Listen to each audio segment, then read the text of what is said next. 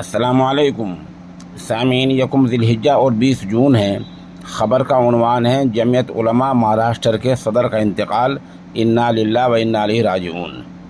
1939 میں شیخوپورہ اعظم گڑھ میں پیدا ہونے والے مولانا مستقیم احسن اعظمی کا آج صبح کے وقت انتقال ہو گیا ہے۔ ان کا انتقال وسئی میں ہوا ہے۔ نماز جنازہ آج ہی نماز عصر کے بعد ناڈیل باڑی قبرستان ممبئی میں ہوگی۔ ان کے بڑے بیٹے مولانا عارف عمری حج پر گئے ہیں، انہوں نے وہیں سے دعا کی اپیل کی ہے۔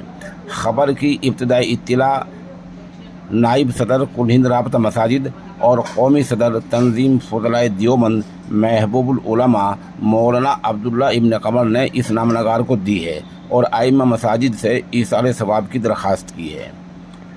محبوب العلماء تدفین میں بھی شریک ہو رہے ہیں۔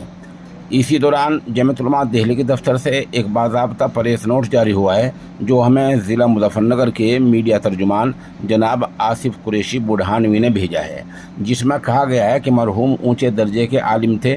اپنی سرگرم قومی و سماجی اور رفاہی خدمات کی وجہ سے ممبئی میں ایک خاص مقام رکھتے تھے۔ مرحوم کی ابتدائی تعلیم مدرسہ شیخ الاسلام شیخوپورہ میں ہوئی، جو اس وقت ابھی بالکل ابتدائی حالت میں اور ایک معمولی مکتب تھا۔ اس کے بعد جامعہ عربیہ احیاء العلوم مبارکپور میں فارسی اور عربی متوسطہ تک تعلیم حاصل کر کے مدرسہ الاصلاح چلے گئے۔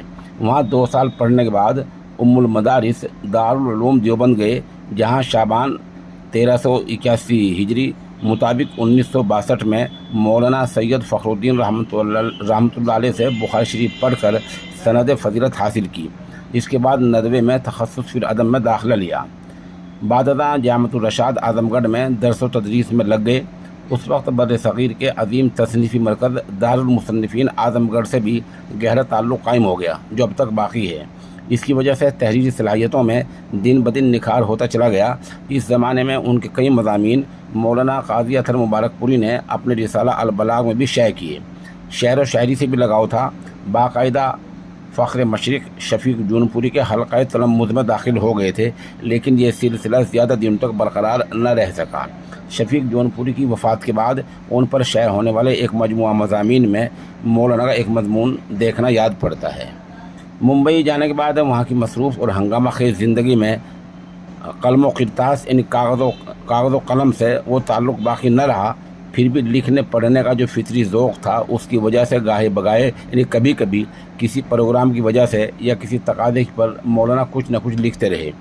اس میں سے جو کچھ محفوظ رہا وہ ان کے لائق و فائق فرزند مولانا محمد عارف عمری کی ترتیب اور ڈاکٹر الیاس الاعظمی کی توجہ و عنایت سے متاع نقد و نظر کی صورت میں 3 جلدوں پر مشتمل 9 بنو عنوانات کے لیے کتاب کی شکل میں منظر عام پر آ گیا، جو حلقہ اہل علم میں بہت مقبول ہوا ہے۔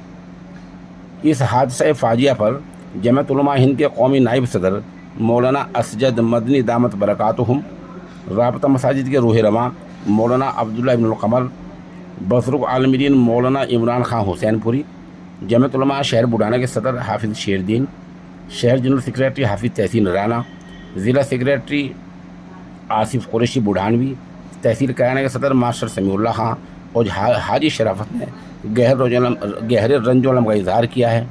مرحوم کی مغفرت درجات کی بلندی کی دعا کی ہے اور پسماندگان کے لیے بھی صبر جمیل کی دعا کی ہے۔